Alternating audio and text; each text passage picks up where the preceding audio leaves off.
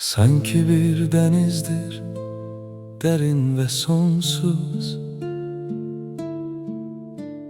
Baktıkça itirem o lepelerde.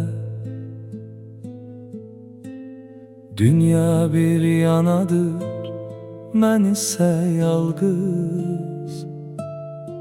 Ruhumu tapıram o bebeklerinde. Ne kadar gizlesen, ne kadar sussan, gözlerin danışır eşki her zaman.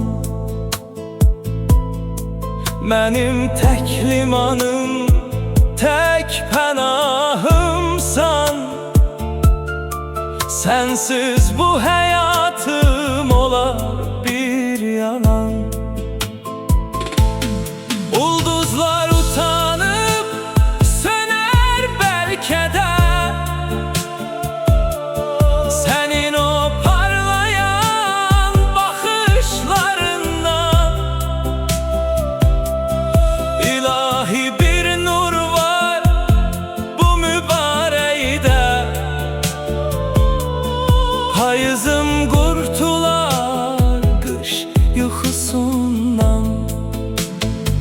Bəzən keder qonur, bəzən sevinç naz. Her bakış bir dastan, her bakış bir sir. Sensiz bu ürəkdə sükut pozulmaz. Gözlerin könlüme hükmeden emrir. Aktarma sevgimi uzak yerlerde. O sene senden de yakın yerdedir.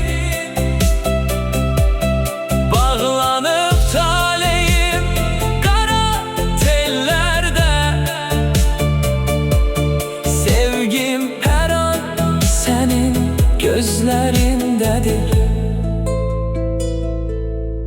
Müellif imzasın kalbine çeker.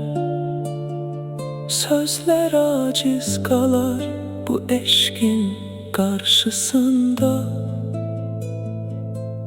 Gözlerin ömrüme şirinlik töker. Yaşaram ben senin her bakışında.